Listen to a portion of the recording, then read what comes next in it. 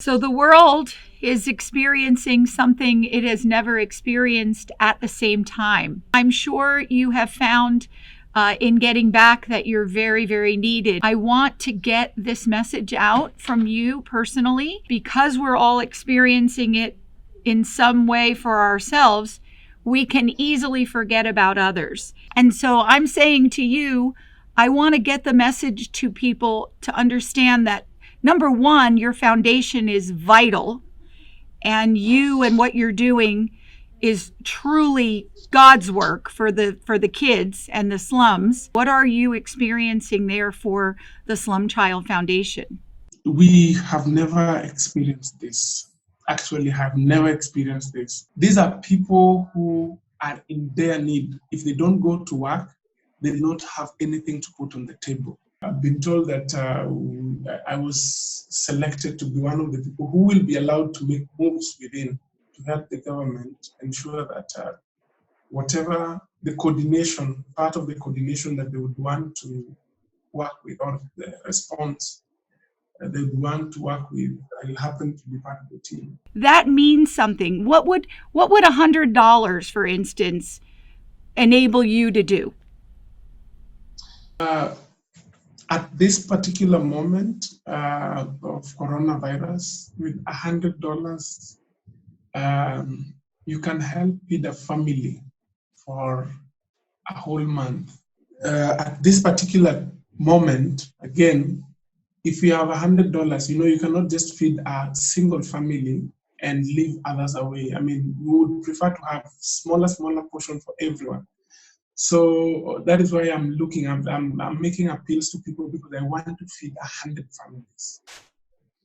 So it depends with whatever amount of money, because if you have around $20, you are able to buy the basic wheat flour, maize flour, a good portion of dry food that can keep you moving for some days. If you also have $20, $30 is enough to feed a child to be in school for some days.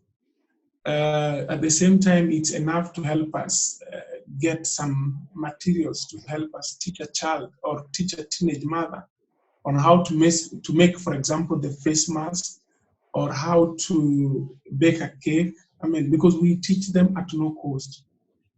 With $50, I mean, you are able to help someone start a small business by the roadside. They want to start selling tomatoes, they want to start selling onions, or something just by the roadside.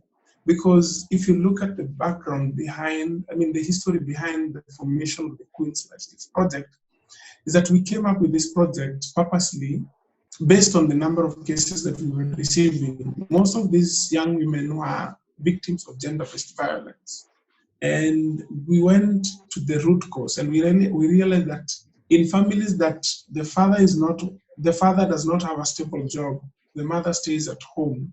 When the father comes back home and he does not have something to provide, he becomes, the moment the wife asks for something that can be cooked, that provokes the anger of the husband. So we realized that a lot of women were being abused, and we told them, why don't you come and we give you like the basic necessity, basic skills that can help you cope up with life.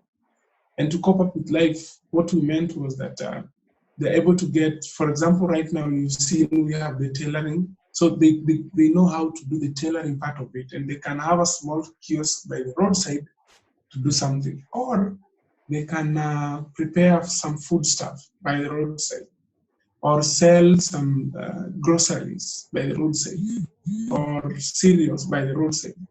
And at the end of it all, if the husband does not have, the wife will be able to provide something. So that is the foundation as to why we came up with this. What I've always loved about you from when I met you last year is that you are naturally motivated to teach. It's going throughout you that people should learn.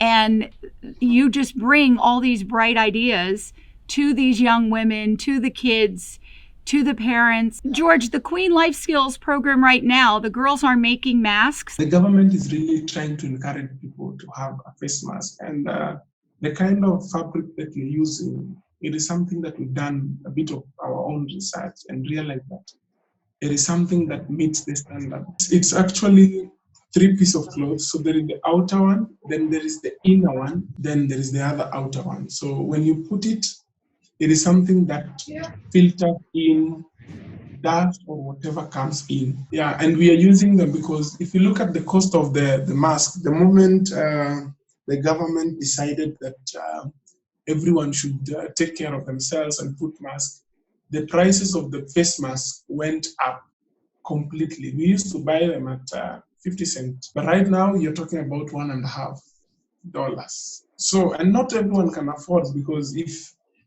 you get $1.50, will you think about buying food or will you think about buying a face mask? I totally understand. We also have a scholarship program whereby we ask people to support children in school. The government usually says that they have free, I'm saying free in quotes, free sort of education. And it is not free actually, because, for example, those who are in primary school, you have to come with a uniform, you have to buy books, you have to buy shoes, you buy all the necessary stationaries that are required. Then for those who are in secondary school, more or less the same. And it has become difficult. If these people cannot afford $1 or $2 in a day, they cannot be in a position to get $150 or $300 for a whole year to support their children. So it is also an appeal. We are happy that we are having 27 children who are in school, courtesy of few friends that I'm trying to talk to here and there. And I'm making also appeal. It's good. The best gift that you can give to a child is the gift of education. If, for example, George didn't get an opportunity to go to school, I don't know, I would have not been in a position to get an opportunity to interact with you or know even how to speak at the international conferences that we go to every year. And I would have not even had that heart to help other people, because education transforms a lot. So it does. It absolutely does. When we are through this crisis, global crisis of coronavirus, I welcome people to come to Kenya, come to Nairobi, come to Korogocho slums where I work, where I was born and brought up.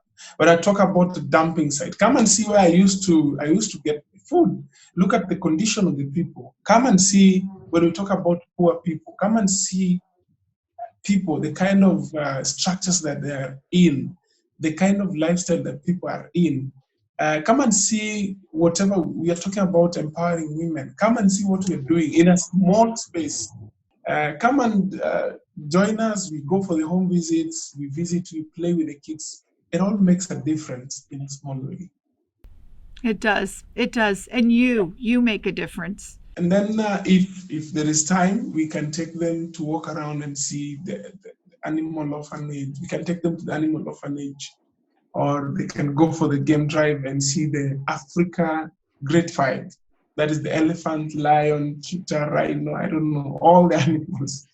It's because at times you need to come for a tour and at the same time come and see something else that is being done by people. You said it best, because that is what to appreciate. All right, George, I just thank you. I thank you for being the good, strong individual you are. I'm honored to have you for a friend. I hope I can help. That is so nice. It was also nice having you. I'm also very much grateful to have you as my friend, and your family for being there for us, always keeping check on us, your staffs, your workmates.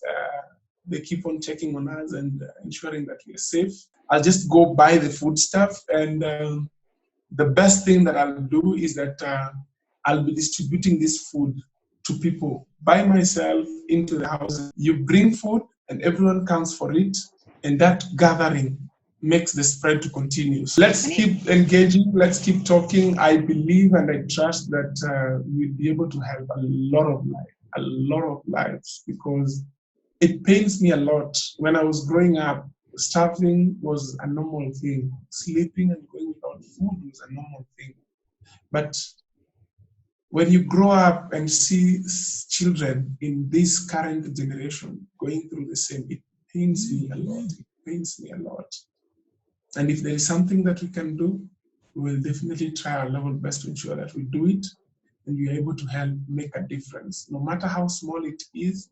I know there are people who might be worried, what can $10 do? What can $20 do? Let me tell you, that can help save a life that would have gone out of starvation. With that small that you think cannot do something, it can help make a difference, especially at this time that there is a complete crisis. It can really do a lot.